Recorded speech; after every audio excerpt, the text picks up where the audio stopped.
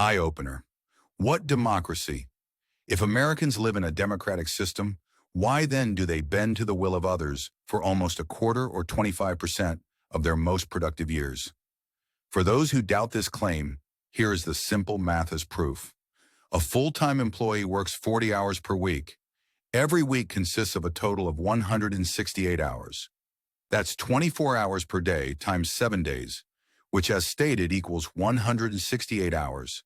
If out of that 168 hours you work 40 hours, you have given 23.8% of your life to your employer for that week.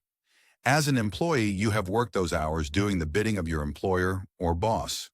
You've set your clock to get up and get to work on time, which actually adds to that 40 hours you spend in service to your employer.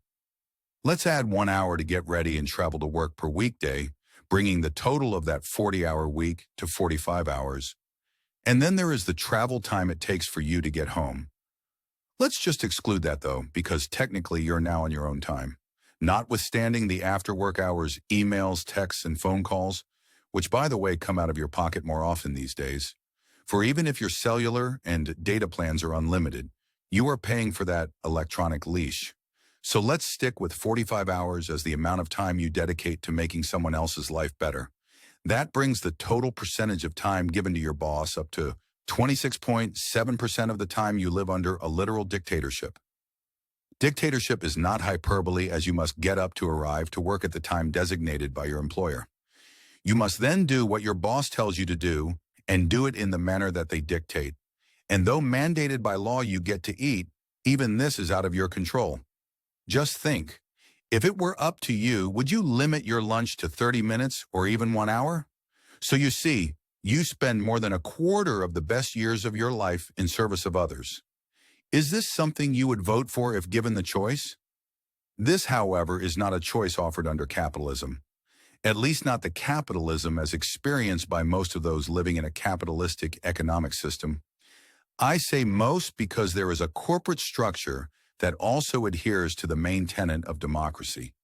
Under a co-op, every employee is deemed equal, at least in regards to the direction of the company. Whether it's the structure of your workday or the choice to buy new equipment or even your supervisor's pay raise, you get one vote, as does every other employee, including those in management. Under such a system, it is unlikely that your company would choose to pay the highest paid individual, usually the CEO, up to 400 times more than the average or even lowest paid employee. It is unlikely that your company would vote to move its manufacturing to another country. Under the co-op organization, you might still work 40 hours per week, but you and everyone you work with gets to vote on the ways in which your job impacts your life. You get to even decide on how the profits of your company will be dispersed. Instead of a raise for the CEO, you might vote to automate many of the more mundane activities conducted by your company. Instead of doing this to lay people off, however, you vote to do it so every employee can work fewer hours per day.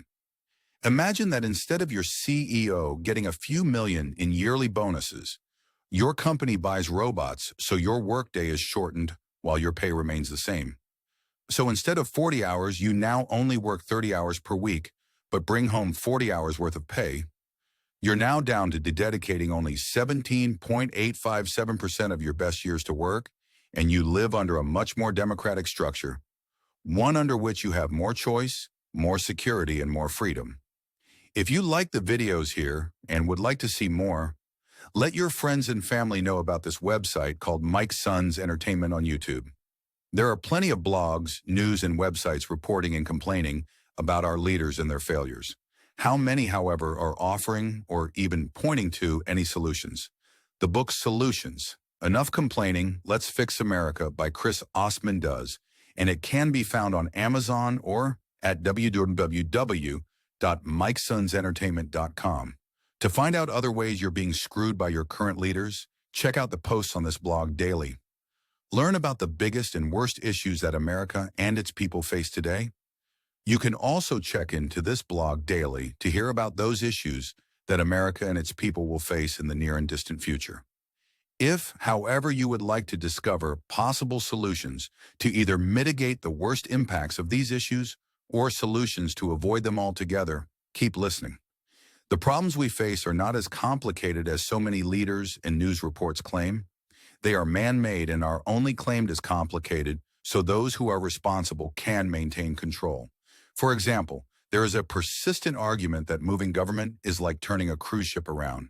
It is supposedly a long process that can only be achieved incrementally.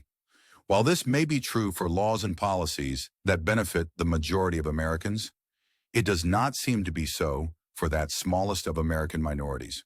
When one examines the policies and laws that benefit that minority known as the elite or the rich, the speed at which those laws are passed is exponentially faster. While most of us sit on the deck chairs waiting for the Titanic to avoid the myriad of icebergs of which we seem to continually run afoul, the elite ride comfortably in speedboats. If, according to the Declaration of Independence, all men are created equal, why do the rich live quite different lives than the rest of us? Where is our speedboat? In 2018, Chris Osman wrote a book highlighting the problems humanity would face if more power, wealth, and control were funneled to a small group of individuals, groups, or organizations. In that book, Mr. Osman provides solutions, offered up from himself and others, to the inevitable problems we would all face. In it, he also provided a means for the public to analyze, compare, and contrast the words and deeds of those we've chosen to follow against our real-world experiences. To this end, Mr. Osman provides the means for readers to disseminate information as provided by their news sources of choice, their elected officials, and any other authority they choose to follow. The book, titled Solutions, Enough Complaining? Let's Fix America offers a means to hold leaders up, not just to a higher standard than is currently accepted, but to one that will improve lives. Democracy doesn't include a partial dictatorship. Click the link below and get your copy of Solutions today.